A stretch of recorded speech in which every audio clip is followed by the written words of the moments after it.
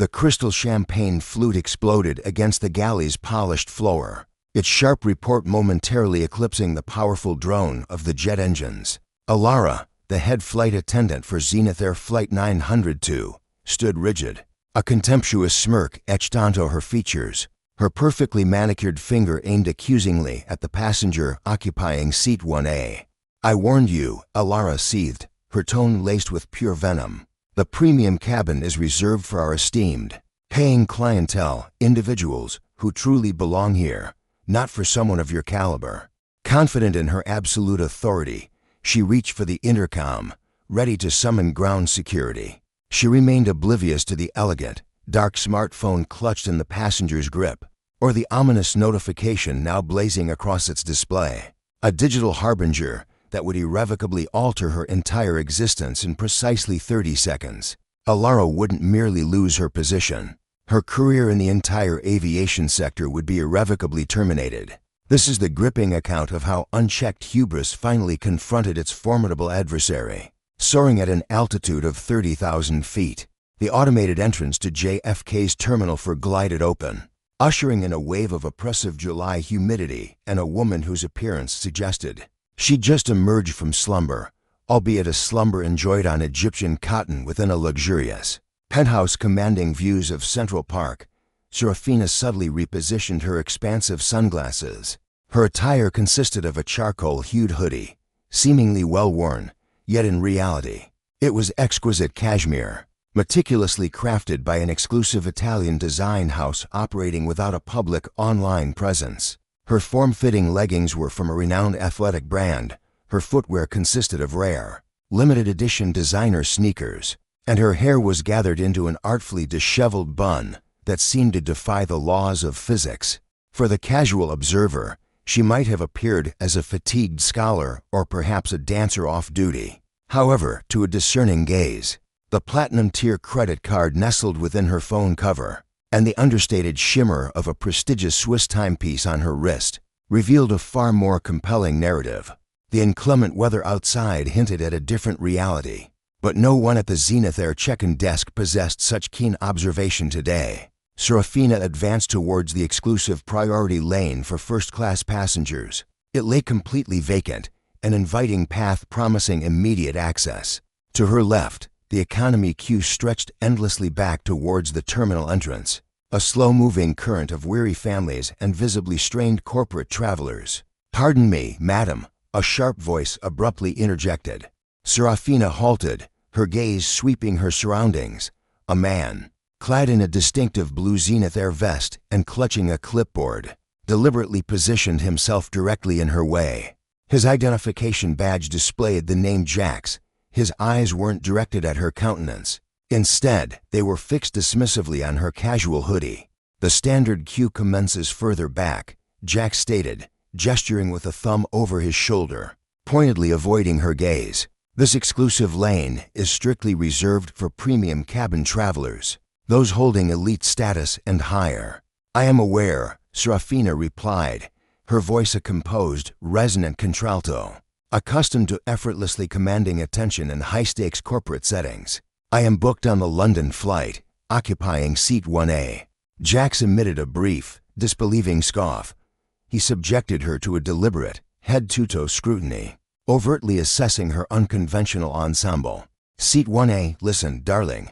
Complimentary upgrades aren't granted in such a manner. You cannot simply occupy the premium queue and expect a miraculous outcome. Kindly step aside.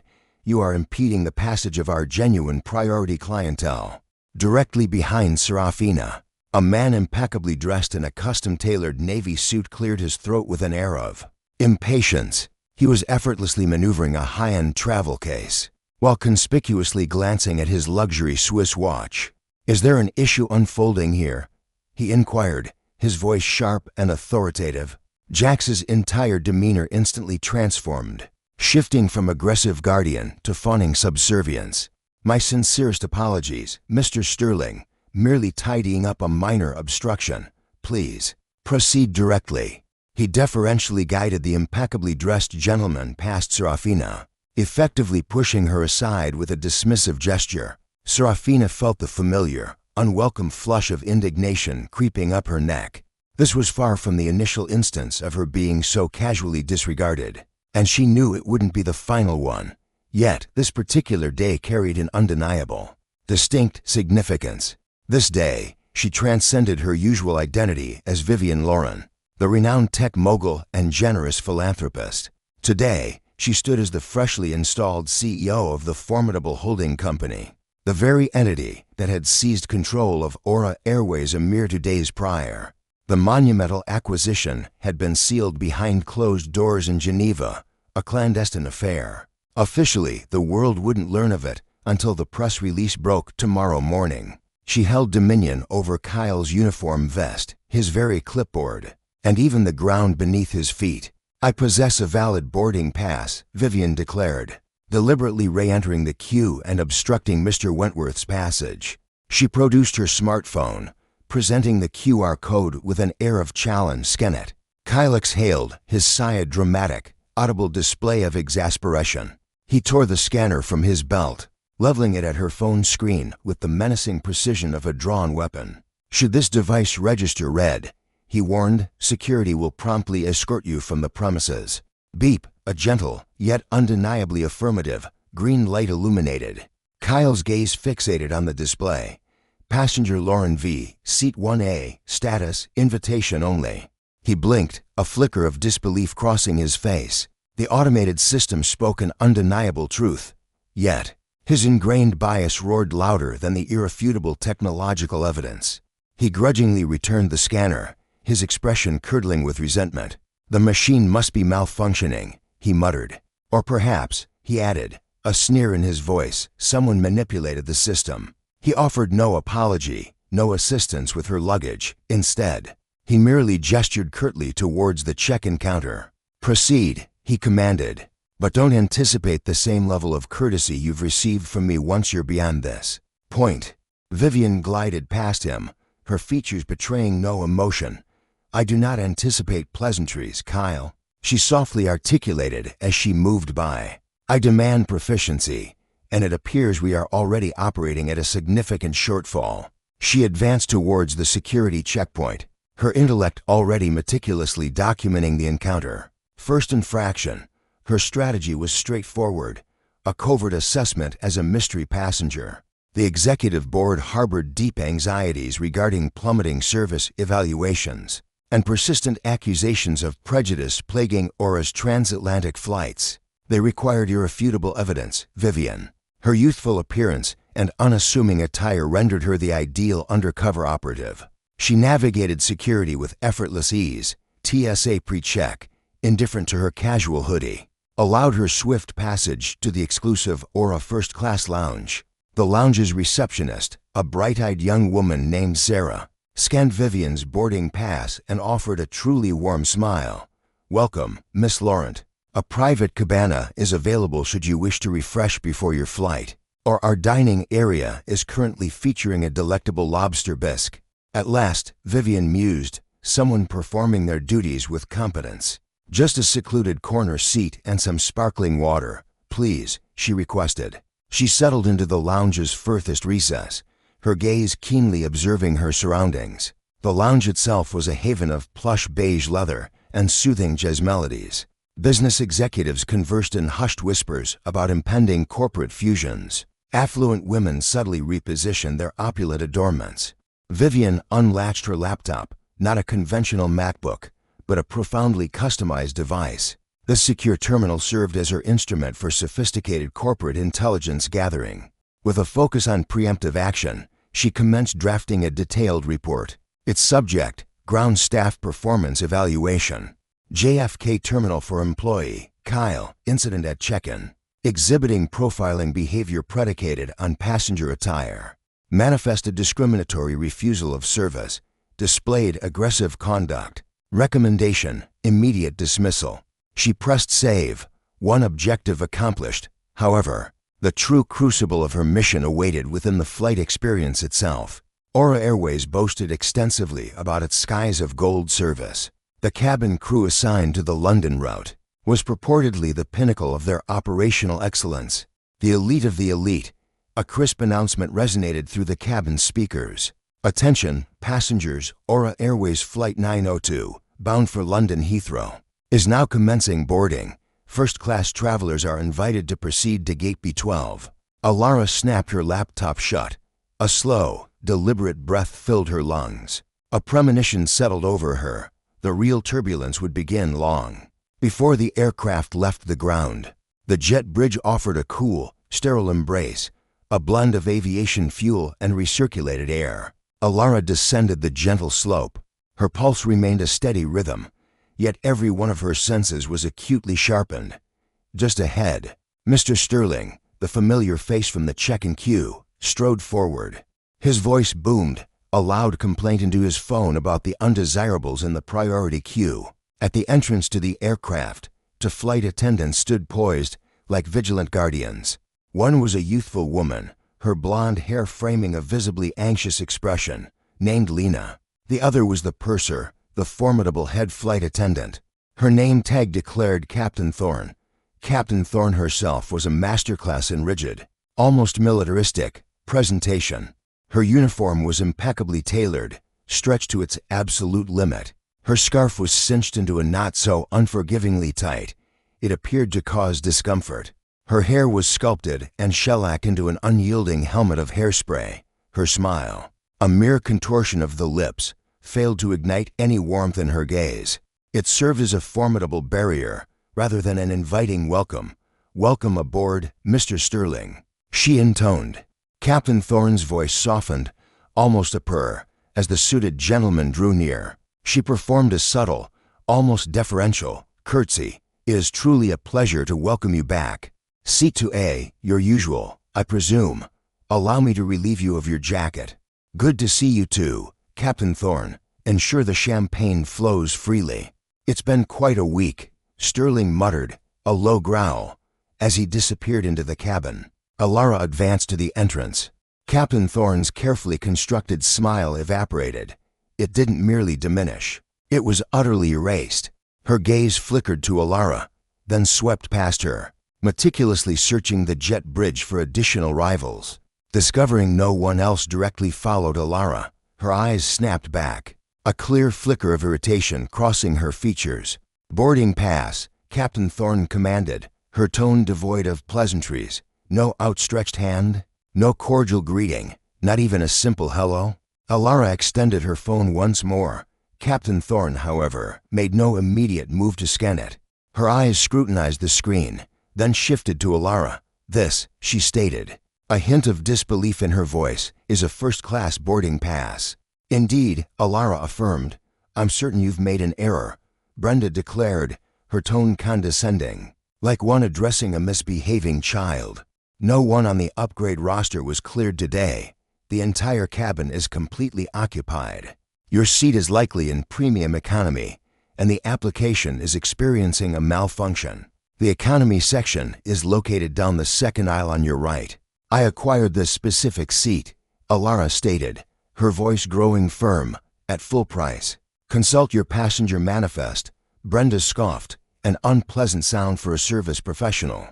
Her gaze fixed on the tablet she held. She scrolled downwards, her perfectly manicured nails sharply tapping the screen. She paused, her eyes narrowing. "Alara Vance," she read aloud, then looked up. Suspicion etched across every feature of her face. "You're the individual, aren't you? That would be me." Brenda scrutinized her for an extended, awkward moment.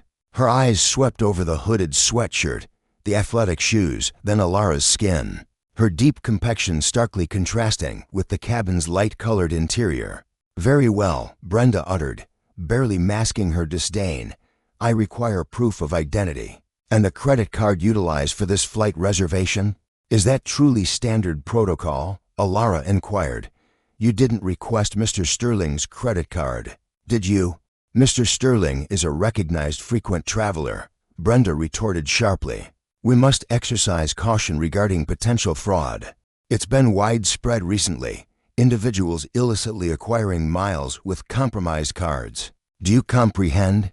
There it was. Alara realized, the thinly veiled accusation. "I comprehend entirely," Alara responded. She delved into her satchel. She had the option, to present her exclusive black card, or her official corporate identification. Instead, she retrieved her passport and presented it open.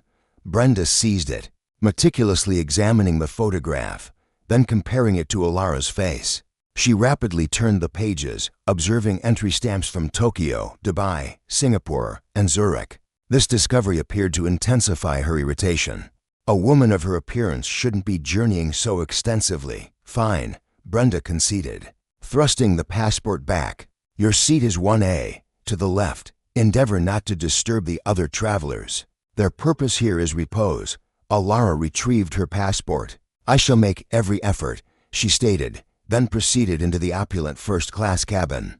The interior was breathtaking, a true haven of rich walnut and luxurious cream leather. Only 8 exclusive suites existed. Seat 1A was the most coveted position, a secluded sanctuary complete with sliding privacy doors. As she carefully placed her compact bag in the overhead compartment, she sensed a gaze upon her. Mr. Sterling was observing her intently from seat 2A, directly across the passageway. Unacceptable, a voice grumbled, clearly audible to her. The quality of service has truly plummeted. Alara settled into the luxurious leather seat, then deliberately pressed the control to gently tilt it back. Moments later, Lyra, the junior cabin crew member, materialized with a tray of welcome beverages. Her expression was visibly shaken. Sparkling wine, madam, or perhaps some citrus juice. Sparkling wine would be delightful. Thank you, Alara responded, offering a reassuring smile to calm the young attendant. As Lyra reached for an elegant glass flute, a sharp, commanding voice, Lyra, cracked from the galley like a whip. Get over here, immediately. Lyra instantly froze, her hand visibly shaking. She cast an apologetic glance towards Alara before rushing back to the galley. Alara subtly shifted forward, her senses acutely tuned. The galley's privacy curtain remained imperfectly drawn. What exactly do you believe you're accomplishing? Captain Thorne seethed, while distributing the pre-flight refreshments. Captain Thorne, as per protocol, do not squander the premium champagne on her. Captain Thorne murmured, yet the aircraft's acoustics flawlessly transmitted every word to seat 1A. She likely acquired that seat with a fraudulent payment method. The anti-fraud department will undoubtedly remove her before we even begin to taxi. Simply provide her with water or juice. Reserve the premium vintage for our genuine clientele. She may be in 1A, but you will follow my directives, Lyra. I am in command of this cabin. If you wish to retain your employment, you will cease challenging my authority. Alara leaned back, a chilling smirk playing on her mouth. Alara retrieved her mobile device once more, accessing the secure communication application. The recipient, Board of Directors, Urgent Response Team, from Alara Vance. A critical systemic issue has been identified aboard Flight 902, commencing Protocol Phase 2. Ensure the flight crew does not depart the gate until my explicit authorization. Alara lowered her device. Lyra reappeared shortly thereafter, clutching a simple plastic cup containing orange juice. Her expression suggested she was on the verge of tears. Here you are, madam. We've temporarily run out of sparkling wine, just cooling additional bottles. It was an obvious fabrication. Alara's gaze landed on the uncorked bottle of premium champagne resting on the galley counter, beads of condensation glistening on its surface. Thank you, Lyra, Alara murmured gently. This is not your responsibility. She accepted the plastic vessel. It was a deliberate affront. Within a cabin where fares commanded a staggering $12,000, presenting a beverage in plastic while others enjoyed crystal was nothing short of a declaration of conflict. Mr. Sterling, lazily sipping from his elegant crystal flute, offered her a condescending smirk. A rather parched journey, wouldn't you say? He inquired. Something along those lines, Alara responded coolly. She glanced at her timepiece. Merely 10 minutes remained until departure. The aircraft doors were on the verge of sealing shut. The elaborate snare was now perfectly laid. All that remained was for Captain Thorne to step directly into the meticulously prepared ambush. The plane began its slow retreat from the terminal gate. The deep thrum of the powerful engines resonated through the cabin floor. Typically, the first-class compartment exuded an ambience of subdued expectation and opulent comfort. This day, however, the atmosphere surrounding Seat 1A was palpably dense with unspoken strain. Alara observed the mandatory safety briefing video unfolding on her personal display. Her face remained an enigma behind dark lenses, a fleeting moment, as she polished them. Unveiled eyes that were piercing, scrutinizing, and utterly fearless. With the aircraft's deliberate crawl towards the tarmac, Evelyn commenced her circuit, gathering meal preferences for the upcoming post-departure service. She glided with a hunter's elegance, her digital pad clutched close. She paused at Seat 2A. "Mr. Sterling," she murmured, her voice a low caress, as she leaned near, allowing her potent, floral fragrance to drift across the cabin. This evening's culinary selections feature the exquisite pan-seared Chilean sea bass, accompanied by a delicate saffron reduction, or the prime filet mignon, prepared precisely to your liking. Naturally, your preferred 2015 Bordeaux has been reserved. The steak, Evelyn, medium rare, and ensure the red wine continues to flow, Mr. Sterling commanded, casting a disdainful look towards Miss Thorne. "I'll require something to aid my slumber, given the close presence of particular individuals." "Of course, sir. I will personally guarantee your undisturbed rest." Evelyn proceeded to Seat 1F, then to F, collecting requests with impeccable professionalism. Her path then led her directly past Seat 1A. Without a halt, without a moment's hesitation, she continued her stride directly towards the galley. Miss Thorne activated the call button. A gentle chime resonated, piercing the cabin's hushed tranquility. Evelyn became rigid, her shoulders tensing. She pivoted, her movement deliberately slow. Her features settled into a facade of irritated composure. She returned to Mr. Hayes, remaining in the aisle, gazing down rather than stepping into the suite. "Is there an emergency?" Evelyn inquired, her tone sharp. "You neglected to take my dinner order," Miss Thorne stated, utterly composed. Evelyn expelled a brief, disbelieving gasp. "Oh, I simply presumed you wouldn't be dining." "And why, pray tell, would you make such an assumption on a 7-hour journey?" Evelyn's voice dropped to a hushed, venomous whisper as she leaned closer, a conspiratorial malice in her eyes. "Typically, when passengers secure upgrades at the 11th hour or obtain their tickets via unconventional channels, the catering provisions remain unadjusted. Our gourmet meal supply is strictly allocated for the manifest confirmed a full 24 hours prior. I can hardly reassign Mr. Sterling's steak to you, can I? I secured this reservation 3 days ago," Miss Thorne asserted, her lie delivered with effortless grace. In truth, her booking was made just that morning, yet as the airline's proprietor, her preference profile was intrinsically coded to supersede all inventory limitations. "My profile explicitly specifies the vegan selection." "There are no vegan options remaining," Evelyn declared, without even glancing at her tablet. "I could offer you some crackers from the snack assortment. Alternatively, perhaps an economy meal, chicken or pasta, might be available, though you'd need to await the completion of the primary service. My priority lies with our full-fare clientele." "I am a full-fare guest," Miss Thorne reiterated, her voice deepening ominously, laced with a sudden, perilous edge. "And I am fully aware that Aura Airways maintains to reserve first-class meals for either crew provision or unforeseen exigencies on every transatlantic journey." Regulation 1-4B of the service guide. Alara's gaze sharpened. She hadn't anticipated the traveler citing the rulebook, yet her haughtiness swiftly eclipsed her prudence. Regulation 1-4B, Alara sneered, is applicable solely to paying patrons. Regarding staff provisions, those are reserved for the working personnel. I will not surrender my designated break meal for your benefit. She stood taller, meticulously smoothing her uniform skirt. You may have crackers or nothing at all. The decision is yours. And remove those dark glasses. The cabin is dim, and they cast an air of suspicion upon you. I shall await, Serafina declared, for the resolution, the ultimate resolution. Alara's brow furrowed. The result of this particular service, Serafina elucidated. You are free to depart. Alara seethed at the abrupt dismissal. Alara fixed Serafina with an intense stare for another fleeting moment, then pivoted sharply and strode towards the galley. Serafina distinctly heard her voice, boisterous and full of grievances, addressing Anya. Can you fathom such audacity? Citing Regulation 1 for B.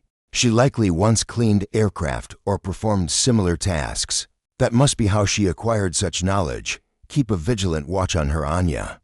I forbid her from roaming freely throughout the cabin. Serafina retrieved her mobile device. The aircraft was still maneuvering on the ground, yet the wireless internet connection was already operational. She accessed the confidential Aura Airways Human Resources portal. She possessed full administrative privileges. She proceeded to locate the personnel dossier belonging to Alara Vane. Her employment commenced on August 2, 2012, with performance evaluations yielding varied results. While she consistently received high commendations for promptness, numerous grievances cited her demeanor and patronizing behavior, noted by economy-class travelers, yet no action was ever taken. Serafina activated the modification feature. She refrained from immediate termination. Instead, she merely appended a critical annotation to the active record. Subject is demonstrably infringing upon the Code of Conduct, specifically Section 4 concerning discrimination and Section 7 regarding theft of service. Surveillance is currently underway. She glanced across the passageway. Mr. Harrison was intently observing her. You know, his tone laced with unrequested counsel. One attracts more with kindness than with confrontation. Alara maintains strict control. You ought not to provoke her. It is a distinct privilege to be present in this space. You should conduct yourself with appropriate gratitude. A privilege is an unmerited advantage. Mr. Harrison, Serafina responded with icy composure. A service, conversely, is something for which I have rendered payment. A clear distinction exists. Perhaps you have grown too accustomed to unearned advantages to discern the disparity. Harrison's face flushed a deep crimson. He let out a disdainful snort and pivoted away from her, unfolding his newspaper. The aircraft pivoted onto the designated runway. A thunderous roar erupted from the engines, the sheer power of the ascent pressing Alara deep into her seat. Alara's eyelids fluttered shut, while the physical climb commenced. The crew's ethical freefall was poised to reach its critical point. Barely 20 minutes aloft, the cabin's seatbelt chime echoed, signaling its deactivation. Immediately, a flurry of activity began. The comforting aroma of toasted nuts and freshly baked bread permeated the atmosphere. Yet, these inviting fragrances were conspicuously missing from Alara's tray table, which stayed stubbornly locked and bare. Lena, the junior cabin crew member, rushed by, clutching a basket of warm towels.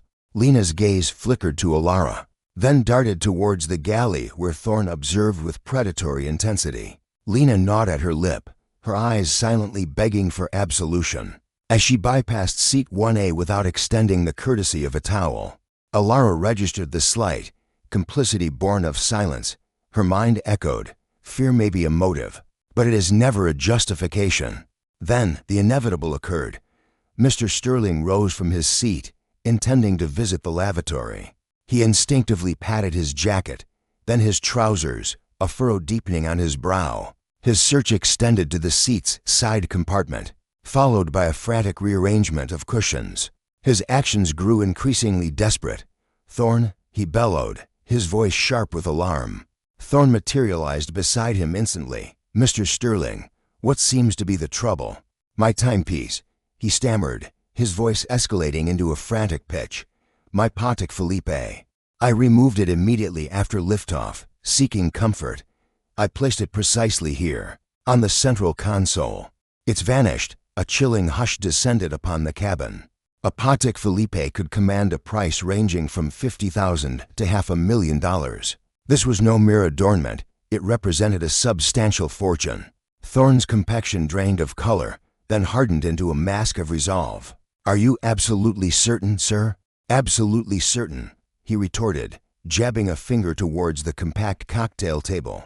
The small surface delineated his private suite from the main aisle. Thorne's head whipped around, her eyes locking onto Alara. Alara remained motionless, engrossed in a book on her tablet, yet she acutely sensed the piercing stare. Alara lifted her gaze. It was undeniably her. It's her, Mr. Sterling declared, his finger trembling as he pointed across the aisle. She's the sole individual who has approached my vicinity. I witnessed her scrutinizing it intently just moments ago. "I have not once vacated my seat," Alara stated with unwavering composure, "and the aisle itself spans a full 3 feet." Thorne, with grim determination, strode towards seat 1A. The facade of helpfulness vanished entirely. She had transformed into an enforcer. "Rise," Elena commanded. "Pardon me, but you must stand," Elena's voice resonated, causing passengers in the third and fourth rows to strain their necks, looking. "Mr. Sterling reports a valuable possession is gone. You are the sole individual in a position to have acquired it. I must inspect your seat and your belongings. You possess absolutely no right to search my person," Miss Thorne declared, her tone chillingly cold. "Such matters fall under the jurisdiction of law enforcement.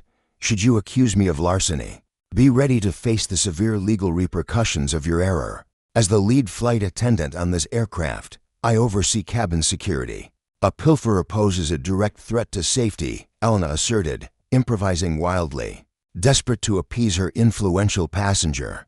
"Now divest yourself of your pocket contents and that hooded garment, then hand over your bag." "Absolutely not," Miss Thorne replied.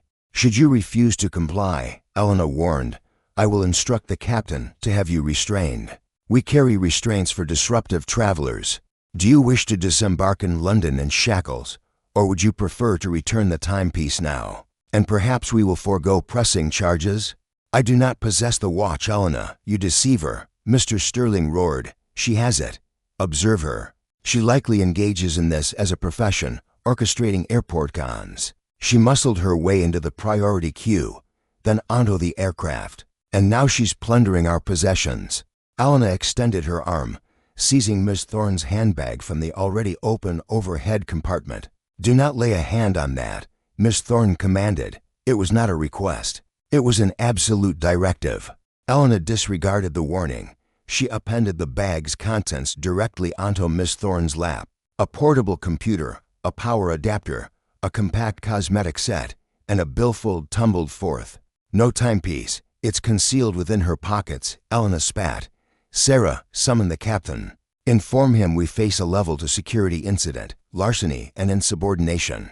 Sarah remained paralyzed in the passageway, her gaze darting between the enraged Elena, the crimson-faced Mr. Sterling, and the unsettling composure of Miss Thorne. "Move," Elena shrieked. Sarah sprinted towards the flight deck. Miss Thorne deliberately retrieved her billfold from her lap. She meticulously brushed it clean, then fixed Elena with an unwavering stare. "You have just committed the gravest error of your professional life," Miss Thorne stated quietly. "You infringed upon my private possessions, you publicly slandered my character, and you are targeting me based on my ethnicity and clothing.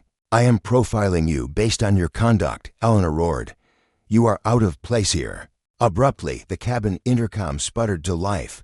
"Esteemed passengers, this is your captain addressing you."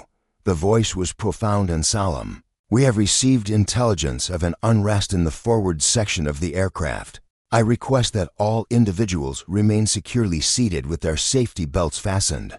The aircraft neither tilted nor lost altitude, yet the atmosphere undeniably changed. The situation was grave. Miss Thorne retrieved her mobile device. The regulation regarding airplane mode was now utterly irrelevant to her. Srafina initiated the satellite data link, a capability typically exclusive to the flight deck, but reachable through her secure device. She proceeded to dial a number. "Yes, patch me through to Captain Thorne aboard Flight 902 using the urgent dispatch frequency. Authorization code, Echo Sierra 11. Override his current actions." Alara fixed her gaze on Srafina. "Who are you communicating with? Disconnect that device immediately. That constitutes a federal crime." Srafina paid no mind to Alara. After a brief 3-second pause, the cabin's internal communication system disengaged. However, the galley phone, the very intercom pilots utilized to communicate with the crew, blared with 5 distinct, urgent rings. It was the unmistakable emergency signal. Alara appeared bewildered. Her gaze shifted from the ringing phone to Srafina. "Respond to it." "Alara," Srafina instructed. Alara paused momentarily, then approached the wall-mounted unit and lifted the handset. "Cabin crew, Alara here." Srafina observed Alara's expression. It transformed from irritation to bewilderment, then to utter pallor within a mere 10 seconds. "Captain, yes, there is indeed a passenger." Alara glanced at Serafina, her hand beginning to tremble. The handset vibrated audibly against her ear. I fail to comprehend. She's seated directly here. She's dressed in a hooded top." Alara listened for another brief moment. She gulped visibly. "Understood, Captain." "Yes, without delay." Alara terminated the call. Her appearance suggested imminent nausea. The aircraft commenced a sudden, sharp bank to the port side. "Ladies and gentlemen," the captain's voice resonated once more, now noticeably strained. "This is your captain speaking. We are regrettably reversing course. We are making an immediate return to JFK due to an unforeseen personnel matter. I reiterate, we are heading back to New York." A unified murmur of discontent rose from the passenger cabin. Mr. Caldwell interjected. "Why the sudden turnaround? Was the timepiece located? Is she being apprehended?" Alara offered no reply. She was fixated on Serafina, her lips slightly parted. Serafina rose to her feet. She brushed away the cracker fragments that perpetually clung to her leggings. She advanced into the galley, directly invading Alara's personal zone. "The captain is altering course," Serafina murmured, "because I commanded it." "And you?" Alara gasped. "I am the new proprietor of Aura Airways," Serafina declared, her voice resonating with clarity across the hushed first-class compartment. "And I will not countenance bigots among my employees." She then addressed the astonished passengers. "Mr. Caldwell," Serafina stated, indicating the crevice between his seat cushion and the fuselage. "Your wristwatch slipped down the side. I witnessed it fall when you repositioned your blanket." Mr. Caldwell forcefully thrust his hand into the opening. He retrieved the Patek Philippe timepiece. The ensuing quiet was absolute, almost oppressive. Then Serafina spoke, consulting her own wrist. "We will be touching down in 20 minutes, Alara. I advise you to utilize this remaining time to gather your personal effects, for when those aircraft doors open, you will not be disembarking as a member of the flight crew. You will be departing as a significant liability." The return journey to New York proved swifter than the initial outbound segment.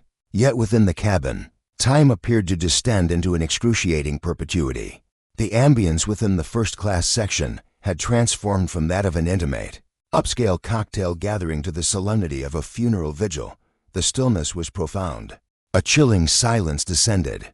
The only sounds were the persistent hum of the air conditioning and the sporadic, nervous clinking of glasses from the galley, where Eleanor and Sarah remained concealed. Eleanor was hunched on the jump seat, her face buried deep in her hands. The formidable exterior of the unapproachable flight attendant had utterly collapsed, exposing a woman gripped by sheer terror, who had just comprehended the immense error of insulting the very person who authorized her salary. The interaction relentlessly replayed in her mind as she frantically sought a loophole, a means to twist the narrative. What if I claim I was merely enforcing security protocols? She pondered. Perhaps I could argue she was behaving erratically. But then, the chilling recollection of the captain's urgent call, the immediate U-turn, and the sheer, incomprehensible power required to divert a transatlantic flight flooded her thoughts. In seat 2A, Mr. Harrison found himself embroiled in a deeply personal crisis. His eyes were fixed on the Patek Philippe watch, now once again adorning his wrist. It felt incredibly heavy. It felt like a manacle. He cast a glance across the aisle at Ms. Davies. She had already resumed her tasks. Ms. Davies was typing with furious intensity on her secure laptop, her fingers a blur across the keys. She wasn't simply checking emails. She was actively dismantling the entire command structure of the JFK base. She was extracting detailed logs, meticulously reviewing surveillance footage from the check-in encounters, which was being streamed directly to her in real time, and meticulously drafting legal notices. Mr. Harrison nervously cleared his throat. The sound echoed like a sudden gunshot through the hushed cabin. "Ms. Davies," he stammered, his voice barely audible. Ms. Davies didn't even glance up. "Mr. Harrison," she stated icily, "unless you are actively choking, I strongly recommend you stay quiet. You've already uttered more than enough for a single flight. I merely wish to convey." He forced the words out. his voice trembling with a potent mix of shame and the looming threat of legal action. "I made an error," he added. "The watch, it must have simply slipped off. I should not have been so quick to judge. I earnestly hope you won't hold this transgression against me. I am a platinum-tier partner with this airline." Ms. Davies abruptly stopped typing. Her head turned with deliberate slowness.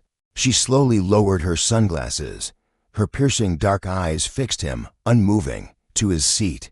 "You didn't commit an error, Mr. Harrison. You made a conscious choice," she stated, her voice unnervingly calm yet utterly devastating.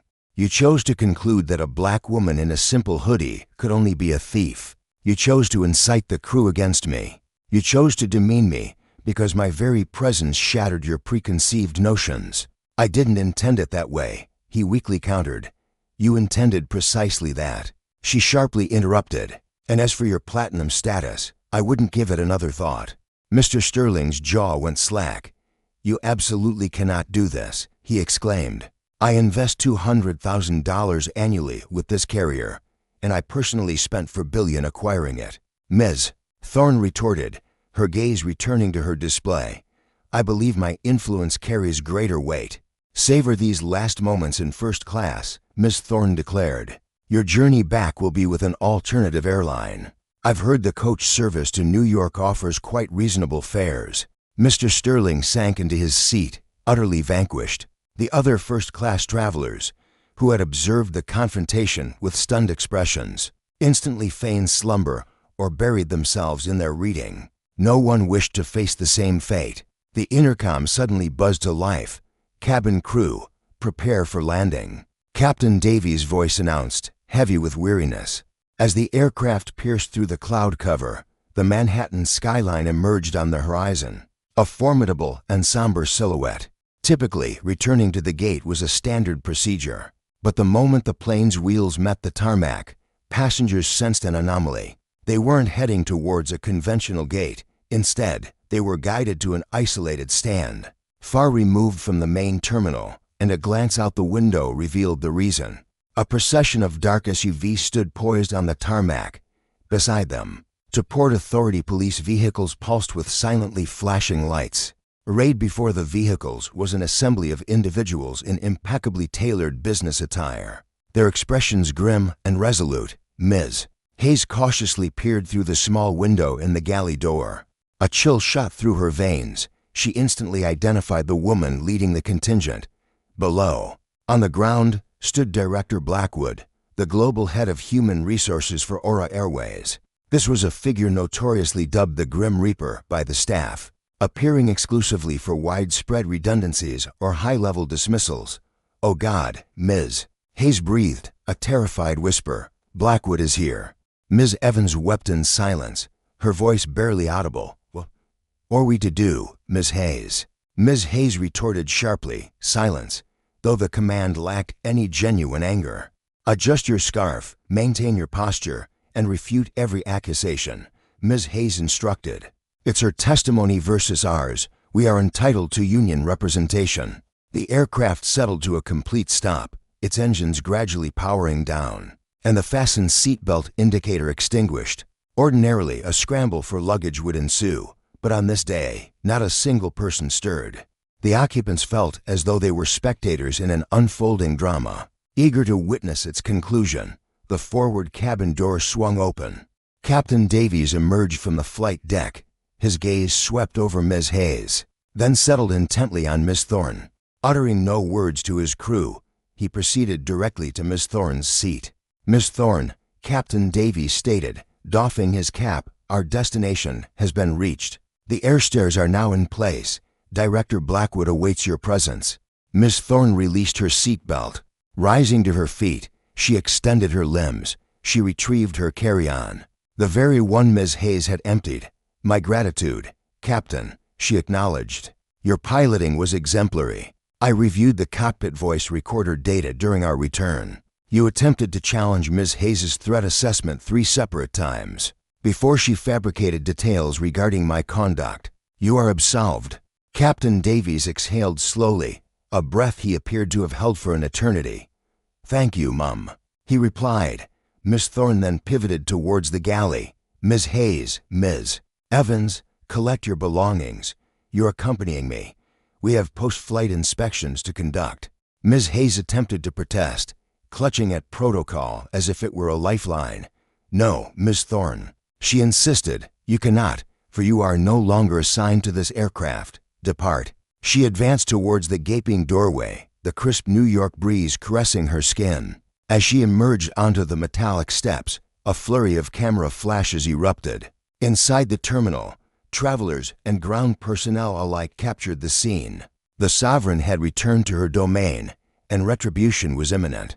A sharp wind swept across the airfield, causing Vivian's hooded garment to billow round her as she descended. Even in her informal wear, her presence commanded more respect than any executive in formal attire. Director Graves, a towering figure with steely gray hair and spectacles sharp enough to cleave crystal, advanced. She was accompanied by two imposing corporate security agents. Ms. Laurent, Graves stated, offering her hand, your data submission has been received. The files have already been thoroughly reviewed. Excellent, Vivian replied, her handshake resolute. Let's conclude this matter swiftly. I have a board meeting scheduled for 4 o'clock. Trailing behind Vivian, Meredith and Chloe awkwardly descended the steps, appearing diminutive and vulnerable on the expansive tarmac. Director Graves, Meredith stammered, her voice trembling. I can clarify. There was a safety issue concerning a passenger who— Enough, Meredith, Graves interjected. Her tone devoid of emotion, she presented a tablet. Ms. Laurent provided us with the cabin's audio recording. We have reviewed every detail, the denial of service, the discriminatory profiling, the baseless accusation of larceny, the deceit presented to the captain. Meredith's expression collapsed, but she was dressed in a hooded sweatshirt. She appeared to be a patron. Graves cut her off, a customer who funds your livelihood, or more accurately, used to fund it. Graves gestured to the security personnel. One officer advanced, carrying a plastic receptacle. Meredith Vane, Graves declared with solemnity, her voice piercing through the blustery wind. With immediate effect, your tenure with Aura Airways is concluded due to egregious misconduct, infringement of the anti-discrimination policy, and jeopardizing flight safety. Surrender your badge, your corporate identification, and your restricted access keycard. You cannot do this right here, Meredith wailed, glancing frantically at the ground staff who had ceased baggage handling to observe. I possess rights. I demand my union representative. Your union agreement contains a provision for malevolent behavior, Graves countered. Vivian cut in, moving nearer. I personally drafted that specific clause, Meredith, a decade ago. During my time as a junior legal advisor for the union, I am intimately familiar with its contents.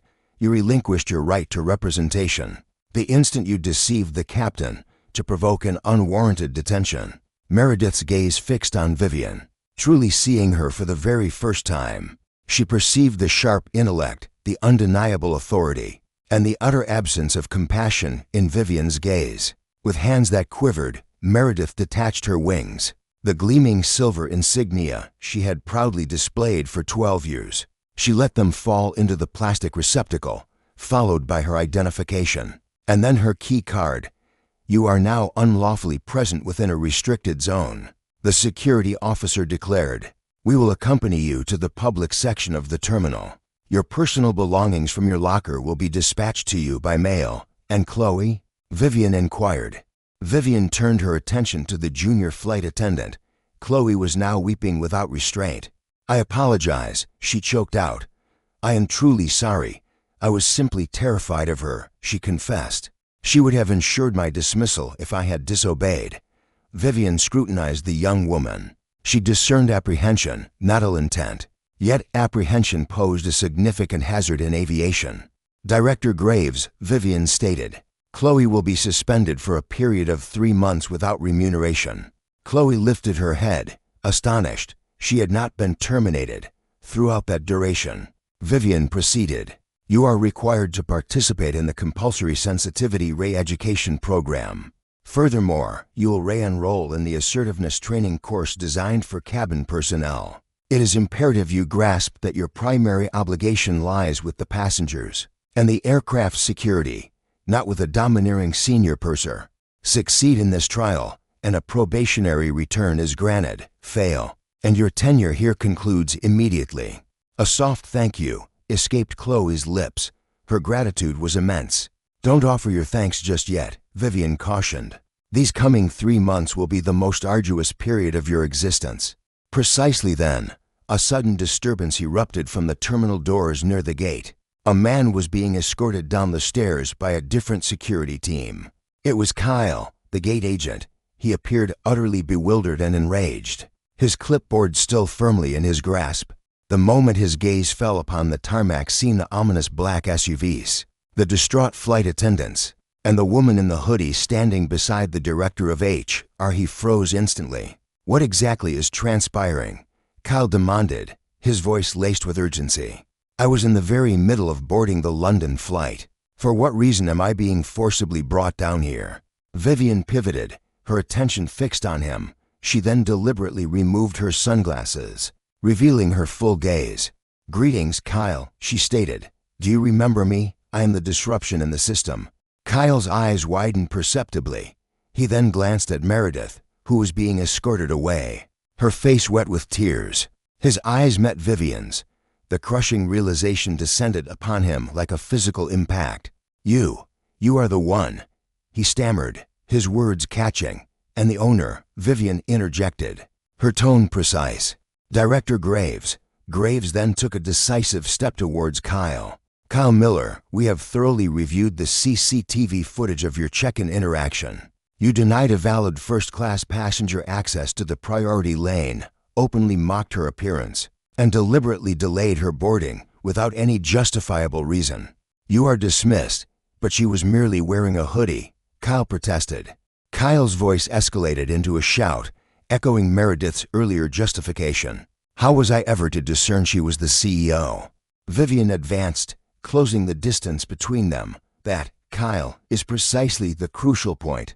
You show the CEO deference because of my position. You show a janitor deference because of your own inherent character.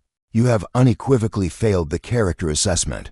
I will not tolerate individuals such as yourself representing my brand. Relinquish the vest, the security guard commanded. Kyle then stripped off his blue Aura Airways vest. With a furious outburst, he hurled it to the floor. This is preposterous, Alex roared. You're utterly destroying my existence over a trivial misunderstanding, Alex accused. You orchestrated your own downfall, Srafina retorted. The documents are officially signed. As security personnel led Alex and Chloe away, a prolonged, mortifying procession towards the terminal exit began. Under the scrutinizing gaze of passengers peering from the windows, Srafina's attention shifted back to the aircraft. Mr. Thorne remained frozen at the top of the boarding stairs, clutching his bag, his face etched with sheer terror at the prospect of descending. Mr. Thorne, Srafina's voice cut through the air. Your transport awaits. A standard airport shuttle, a stark contrast to the opulent SUVs, had now arrived. Director Sterling, Srafina addressed him.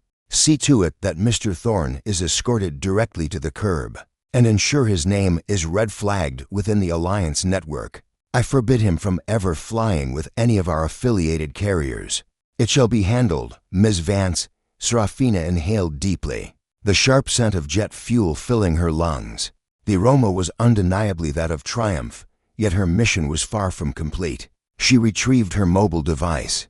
Footage of the heated onboard altercation, captured by a fellow passenger, had already exploded across social media platforms. It amassed an astonishing 50,000 views within a mere 10 minutes. The hashtag Aura Airways CEO was rapidly climbing the trending charts. She launched her camera application and activated video recording. Positioning herself with the aircraft prominently in the background, she murmured, "It's time to seize control of the story." She initiated the recording. Greetings, everyone. I am Srafina Vance. I am the newly appointed proprietor of Aura Airways. You may have encountered a viral video depicting an unfortunate incident aboard Flight 902 earlier today. Let me be unequivocally clear, under my stewardship, Aura Airways shall embody a sanctuary of respect and dignity for all. The flight crew implicated in the event have been summarily dismissed.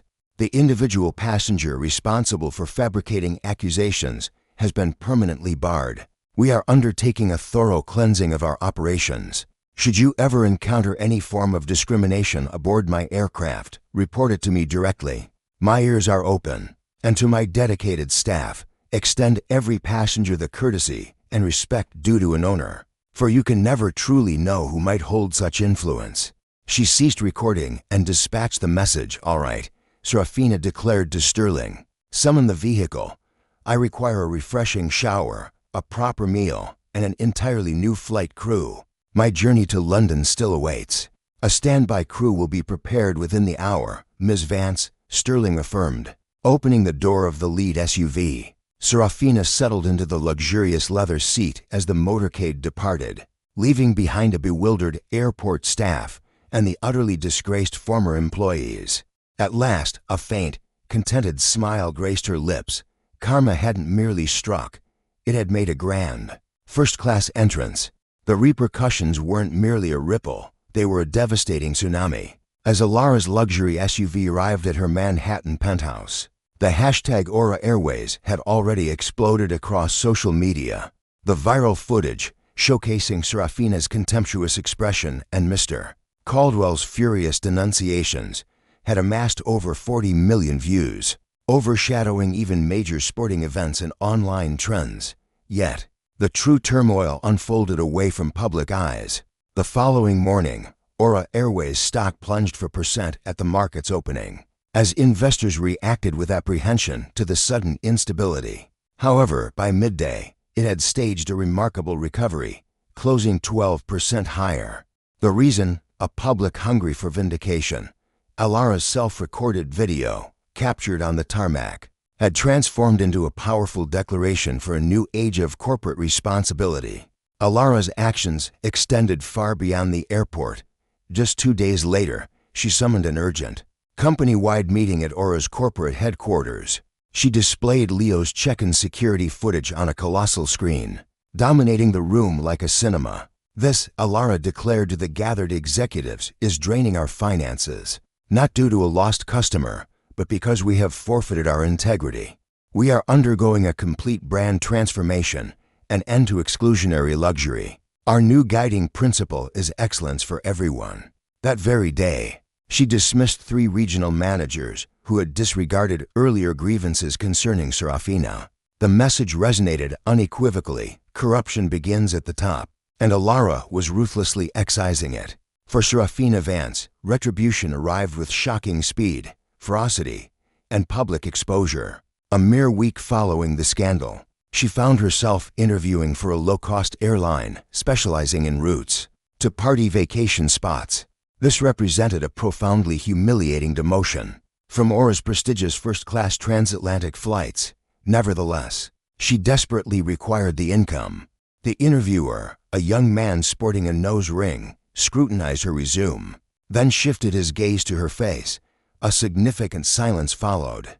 He retrieved his phone, executing a few swift taps. Then, he deliberately rotated the screen to face her. It was a meme, a screen capture of Serafina's face from the infamous viral video, grotesquely distorted and emblazoned with text, the unmistakable visage of Karen Air. "Is this you?" the interviewer inquired, his voice cutting, Serafina's throat constricted, suddenly parched. That was a complete misunderstanding," she stammered. "I was merely adhering to company protocol." "Yes, we do not employ mems," he stated, rising to his feet, "particularly not those who harbor animosity towards customers. You are permanently blacklisted, Miss Vance. The flight attendant union will refuse any association with you. I seriously doubt you'll secure employment even distributing peanuts at a circus, much less aboard an aircraft." Serafina stepped out into the downpour, her entire aviation career utterly obliterated. Half a year later, she was observed toiling at the drive-through window of a fast food establishment near Queens. One afternoon, a customer, concealed by a hoodie, grumbled that his fries were unacceptably cold. Serafina began to retort, then abruptly halted. Her gaze fell upon the hoodie. She clamped her mouth shut, offered him a fresh batch of fries, and meekly apologized. Miss Thorne had absorbed a harsh lesson. yet the price of that education was her entire world. Mr. Sterling's fate was equally grim. He held a partnership at an exclusive investment firm. The very next morning, following the fateful flight, he arrived at his office only to discover his access card rendered useless. A new, unfamiliar security detail confronted him in the lobby. Replacing the amiable guards he once shared banter with, they presented him with a stark, unadorned box. "Your partners cast their votes this morning," the guard stated, his voice devoid of emotion. "They are initiating a forced buyout of your stake. Refer to Clause 7 of your partnership agreement. Reputational damage to the firm." The guard continued, "No investor will entrust their capital to the individual who attempted to have a black CEO unjustly apprehended for a watch he himself misplaced. I will sue, Mr. Sterling roared, his complexion flaring into a furious crimson. "You are welcome to try," a chilling voice echoed from behind him. It was Miss Thorne, striding purposefully through the very same building's lobby. Her presence was for the acquisition of the property, not a confrontation with him. She paused, slowly lowering her dark sunglasses, however. "I possess an arsenal of exceptional legal minds, Mr. Sterling," she declared, "and I hold the irrefutable video evidence. Furthermore, I command the unwavering support of the public. Should you pursue legal action, I shall launch a countersuit for defamation, and I will seize every last remnant of your assets to endow a scholarship fund for aspiring pilots from disadvantaged backgrounds. Return to your residence." Mr. Sterling clutched his box and departed, his spirit crushed. A mere month later, he relocated to Florida, forever banished from the elite social circles of New York. 3 months hence, Miss Thorne found herself aboard yet another Aura Airways flight, this journey destined for Tokyo. Occupying seat 1A, she sported a sophisticated blazer, yet her signature sneakers remained. A flight attendant gracefully approached her. It was Clara, transformed. She carried herself with newfound poise, her uniform impeccably crisp, and her smile radiated genuine warmth, no longer a forced facade. She presented a tray bearing a crystal glass of effervescent water and a delicate porcelain bowl of warmed nuts. "Welcome aboard, Ms. Laurent," Clara greeted, her voice calm and assured. "We have the exquisite Japanese menu prepared for your enjoyment. Alternatively, the Western selection is available, should you prefer." Miss Thorne's gaze settled upon the young woman. Miss Thorne's eyes scanned the name tag. A small, gleaming gold star adorned it, signifying a crew member who had achieved an impeccable customer satisfaction rating in the preceding quarter. "The Japanese menu sounds absolutely perfect, Clara," Miss Thorne affirmed. "How do you find your work?" "It demands considerable effort," Clara conceded. "Yet the intrinsic satisfaction is far greater. We've ceased the practice of profiling. Our sole focus is now service. It's truly astonishing how much more gracious passengers become when they are first treated with fundamental human dignity." "Excellent," Miss Thorne responded, a subtle nod accompanying her words. She then raised her crystal glass in a silent toast. "Proceed," as the aircraft majestically ascended, piercing the cloud cover and soaring into the golden luminescence of the stratosphere. Miss Thorne gazed reflectively out the window, her thoughts drifting to Kevin, to Maya, and to Mr. Sterling.